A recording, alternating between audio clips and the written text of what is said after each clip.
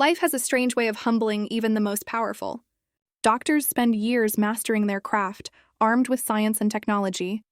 Yet sometimes the answer hides in plain sight, waiting for someone else, someone unexpected to notice it. On Inside True Stories, we explore the extraordinary moments when fate twists in ways no one could predict. Today, we follow the story of Officer Rachel Myers, a decorated policewoman whose life hung by a thread. In a hospital surrounded by 20 of the finest doctors, hope was slipping away by the minute. But salvation would not come from medical brilliance. It would come from a man in chains, a convict society had already dismissed as irredeemable. This is not just a story about survival. It is about humility, redemption, and the unexpected ways in which human lives intersect. Officer Rachel Myers was 34 years old, a veteran of the city police department with a record that inspired both respect and admiration. Known for her steady nerves and compassionate spirit, she had become a role model for younger officers. Her life, though demanding, carried a sense of purpose. On a crisp autumn afternoon, Rachel was patrolling the east side of the city with her partner, Officer Daniel Ortiz. They chatted idly about weekend plans when suddenly Rachel's words slurred. Daniel glanced over and froze. Rachel's hands trembled uncontrollably as she tried to grip the steering wheel. "Rachel? You okay?" Daniel's voice rose in panic. Her lips moved, but the words came out garbled. A second later, her body went rigid, then slumped sideways against the car door. Daniel swerved the patrol car to the curb, grabbed the radio, and shouted, "Dispatch, officer down!" "Officer Myers is unresponsive. Request immediate medical assistance." By the time paramedics arrived, Rachel's skin was pale, her breathing shallow, her pulse erratic. They worked frantically, inserting IV lines, applying oxygen, and monitoring her vitals. Daniel stood nearby, his fists clenched, feeling utterly powerless. At St. Joseph's Medical Center, Rachel was rushed into the emergency ward. The trauma team assembled within minutes: cardiologists, neurologists, internal medicine specialists. They ruled out stroke, heart attack, and aneurysm within the first hour. Yet none of their interventions improved her condition. By nightfall, Rachel was in the intensive care unit, unconscious and slipping further away. In the waiting room, her mother clutched a rosary, whispering prayers through tears. Her younger brother, Michael, paced endlessly, demanding updates from every doctor who passed. Colleagues from the precinct filled the hallways, their uniforms still smelling of the streets, their faces drawn with worry. Inside the ICU, the chief physician, Dr. Alan Lewis, rubbed his forehead as he studied the charts. "We have 20 doctors consulting on this case," he muttered, his voice heavy with frustration. "And none of us can figure out what's killing her." The beeping monitors seemed to echo those words, each sound a reminder of their failure. Elsewhere in the same hospital, in a wing heavily guarded by correctional officers, another patient lay confined to a bed. David Cole, age 37, serving a sentence for burglary, had been admitted after suffering broken ribs during a fight in prison. Shackles bound his wrists to the bed rails, and 2 armed guards stood outside his door. David's orange jumpsuit marked him as an outsider. In every sense, a man whose presence in the hospital was tolerated, only because his injuries demanded care, but David was not, like many of the hardened men he lived among behind bars. His childhood had been filled with hospitals. A rare metabolic disorder had forced him into countless tests, transfusions, and treatments. His mother, a nurse, had taught him to notice symptoms, to read the body's silent language. Over time, he developed an unusual knack for observation, not formal training, but a sharp eye born of survival. That evening, as orderlies wheeled a gurney past his room, David's attention sharpened. On the bed lay a woman in a police uniform, her face ghostly pale, her lips tinged faintly blue. 2 doctors walked beside her, their hushed voices carrying just enough for him to catch. "No signs of stroke or cardiac arrest," one murmured. "We've ruled out infection, autoimmune, endocrine. Everything. We're missing it," the other replied. David's gaze flicked back to the woman. Even in her unconscious state, her fingers twitched in small, irregular spasms. He frowned. He had seen that before. His mother's voice echoed in his memory. "When the muscles twitch and the breath grows shallow, always ask, 'What's poisoning the body?'" He swallowed hard, his mind racing. Could it really be? Hours later, when a nurse entered to check his vitals, David leaned forward as far as his restraints allowed. "That cop," he said quietly. The one you wheeled past earlier. She's not seizing from a neurological issue. You're looking in the wrong place. The nurse frowned, irritated. Mr. Cole, you need to let the doctors do their job. I'm telling you, David pressed, his voice urgent. Look at her hands, the way they jerk. Look at her lips. That's not stroke, that's poisoning. Heavy metals, thallium maybe. My mom treated a guy once, same symptoms. They all thought it was neurological until she figured it out. The nurse hesitated. Prisoners made all kinds of claims, most of them nonsense, desperate bids for attention. Yet there was something in David's eyes, a seriousness that unsettled her. Still, she shook her head. I'll mention it, she muttered before leaving. Later, during a shift change, she casually relayed his words to a young resident, Dr. Patel, who was reviewing Rachel's file. The prisoner in 3B said it looked like poisoning, she said with a half smile, expecting it to be dismissed. But Dr. Patel paused. She had been poring over Rachel's blood work for hours, frustrated by anomalies that didn't fit the picture. Poisoning? She whispered, her brow furrowing. She flipped back through the lab results, scanning for anything unusual. There it was. Trace abnormalities in her electrolyte levels, something subtle but consistent with certain toxins. It was faint, easily overlooked. Dr. Patel's heart raced. Get toxicology to run a panel, she ordered. The test results came back at 3:14 a.m. in bold black letters. Thallium detected. The toxicology report lay flat on the stainless steel counter in the ICU. Under the fluorescent lights, the bold letters seemed almost unreal. Substance detected. Thallium. Dr. Patel's hands trembled as she brought the sheet to Dr. Lewis. This is it. This is what we've missed. Lewis adjusted his glasses, reading twice to be sure.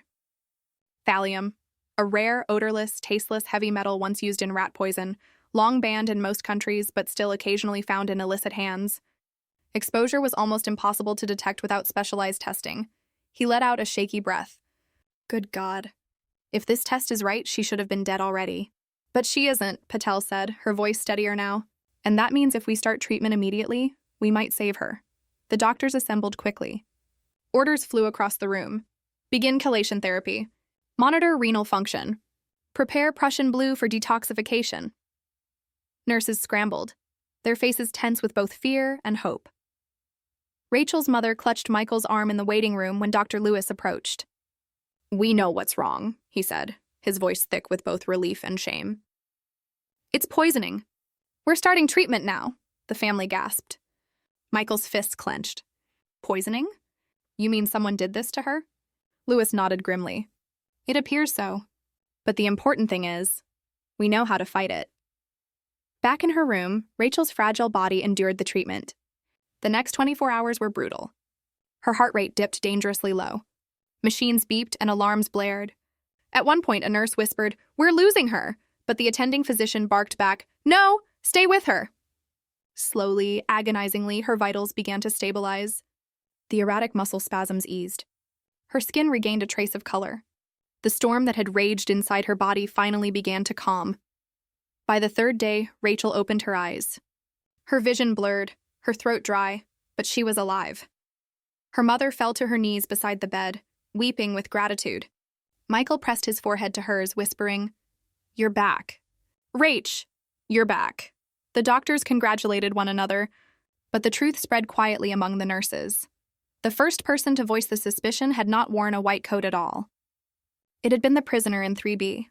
Once Rachel regained enough strength to speak, detectives visited her room. Lieutenant Harris, a grizzled veteran with silver hair, placed a notebook on the bedside table. "Rachel, we need to know if there's anyone who might want to harm you," he said gently. Rachel's memory was hazy. I don't know. I've dealt with plenty of dangerous people." Her partner, Daniel Ortiz, who had been visiting daily, leaned in. "Think, Rach. Anyone you had contact with recently who stood out?" Rachel closed her eyes, flashes of memory returning. An undercover operation 2 weeks earlier. A sting in a dingy apartment. Coffee handed to her by a nervous man she was questioning. She had drunk it quickly, barely noticing the bitter aftertaste. Her eyes flew open. "The coffee," she whispered hoarsely. "That man, Calvin Briggs. He must have put something in it." Detectives exchanged glances. Briggs was already a suspect in a broader narcotics case. Now, with Rachel's testimony, they had grounds to dig deeper.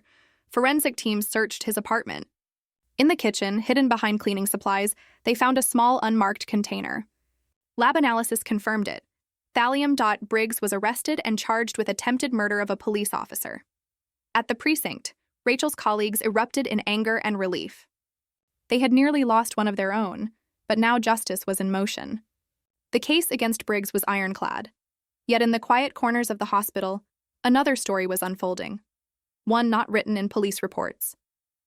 Rachel was recovering steadily, though each step was slow. She struggled with weakness, lingering tremors, and nightmares of suffocating in her patrol car. But she also carried a burning question. The staff whispered about the prisoner who had noticed what 20 doctors had missed. Rachel wanted to see him. A week later, 2 guards escorted David Cole into her recovery room. Chains rattled softly as he entered, his orange jumpsuit stark against the sterile white walls. He looked uncomfortable, avoiding her gaze, as if unsure whether he even belonged there. Rachel's voice was still faint but steady. "You're David?" he nodded. "Yes, ma'am." "I hear I owe you my life." David shifted, tugging at his restraints. "I just noticed something." "Anyone could have—" "No," Rachel said firmly, her eyes locking onto his. 20 doctors couldn't, but you did." For the first time, he lifted his eyes. There was no arrogance in them, only a strange humility. "Guess being locked up makes you watch things more closely. You learn to read people. Symptoms, patterns. Doesn't mean much most of the time." "It meant everything this time," Rachel replied. There was a pause. The air felt heavy with unspoken truths. Finally, David said, "Most people look at me and see a mistake that needs locking away. But for once, maybe I did something right." Rachel reached out, her trembling hand brushing his shackled wrist. "You did more than right.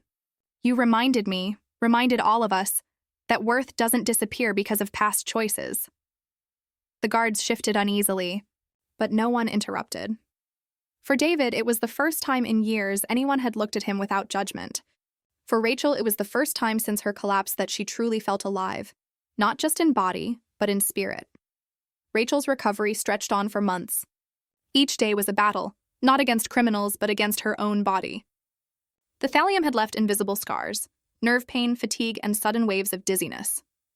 Simple tasks, like walking down a hospital corridor, felt like marathons, yet Rachel pushed forward. She was a cop, and cops did not give up. Her colleagues took turns visiting, pinning get-well-soon cards to the walls of her room.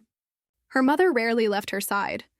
And Michael, her brother, often reminded her, "You faced worse out there in the streets." This is just another fight. But as her body healed, her mind turned more and more to the man who had spotted what no one else could. When she was finally strong enough to attend Briggs's trial, Rachel insisted on being there in uniform. The courtroom hushed as she entered, thinner than before, but standing tall, her badge gleaming on her chest. The prosecutor presented damning evidence: the poisoned coffee, the hidden container of thallium, and Rachel's own testimony. Briggs sat motionless, glaring, his hands folded tightly. When the time came for Rachel to give her statement, she rose slowly, steadying herself with the wooden railing. Her voice was soft at first, then gathered strength. "I nearly lost my life because someone thought they could silence me with poison. But I stand here today because of something I'll never forget. 20 doctors and some of the brightest minds in medicine couldn't figure out what was wrong. And then a man most people would dismiss, a prisoner, saw what they missed. That truth saved me." The courtroom shifted, murmurs rippling through the gallery. Rachel continued, her eyes locking on the jury. "It taught me something. Never underestimate anyone. Help can come from the most unexpected places. And justice. Justice is not just about punishment. It's about truth." Her words carried weight. The jury convicted Briggs on all counts. He was sentenced to life in prison. Justice, at least in that chapter, was served. Meanwhile, David Cole's actions had not gone unnoticed. His name began circulating quietly among staff, police officers, and even the warden back at the prison. For years, David had been known only for the burglaries that landed him behind bars. But now, his prison record bore a new note: instrumental in life-saving medical discovery. Months later, when his parole hearing approached, Rachel learned of it. Without hesitation, she wrote a letter to the parole board. "David Cole saved my life. Without his insight, I would not be here to write these words. He is not just an inmate. He is a man capable of observation, compassion, and courage. I ask you to consider not only his past mistakes, but also his recent act of humanity. Redemption should not be ignored when it stares us in the face. When the parole hearing convened, Rachel appeared in person.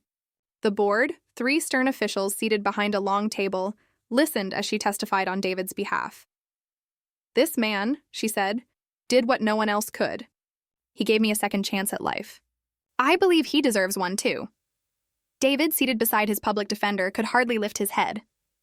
His rough hands twisted nervously, but his eyes glistened. After deliberation, the board delivered its decision. Parole granted. When David stepped out of prison months later, he didn't expect anyone to be waiting. Yet Rachel was there, off duty, dressed in plain clothes, leaning against her car. He froze, unsure if this was real. You came?" Rachel smiled faintly. "Of course I did. You didn't think I'd let you start over completely alone, did you?" For the first time in years, David felt the warmth of genuine human connection. Their friendship was unconventional, a cop and an ex-con. But Rachel saw in him what others overlooked. A man who had once stumbled, yes, but who had also chosen to act selflessly when it mattered most. She introduced him to a community program that helped ex-prisoners reintegrate. David, drawing on his own hardships, eventually found steady work as a maintenance technician. He discovered a quiet satisfaction in fixing broken things, a fitting metaphor for his own life. Rachel eventually returned to duty, though not without lingering fears. Each time she entered a suspect's home or accepted a cup of coffee, a flicker of memory jolted through her. Yet she refused to let fear define her. At a police graduation ceremony, she was invited to speak to new recruits. Standing at the podium, she looked out at the sea of eager young faces. "Strength," she told them, "is not about being invincible. I was nearly killed, not by a gun or a knife, but by something invisible. What saved me was not just medical science, but the human ability to notice, to care, to act. Remember that. You will face moments when help comes from where you least expect it. Don't dismiss it. Don't dismiss people." The recruits rose in applause, some wiping tears from their eyes. Years later, Rachel and David crossed paths again, this time at a community outreach event. Rachel was speaking about her survival story. David was volunteering with the program that had helped him. When they met on stage, the audience erupted in applause. A police officer and a former prisoner, standing side by side, symbols of resilience and redemption. Rachel turned to him with a smile. "See, David? People know your name now. Not for what you did wrong, but for what you did right." David chuckled, shaking his head in disbelief. "Never thought I'd hear that from a cop." "And I never thought I'd owe my life to a prisoner," Rachel replied. The crowd laughed softly, but the emotion in the room was undeniable. On Inside True Stories, we share tales that remind us of life's hidden truths. Rachel's survival and David's redemption prove one powerful lesson. Never underestimate the unlikely, because sometimes, when all else fails, the answer doesn't come from the brightest mind in the room, but from the most unexpected soul.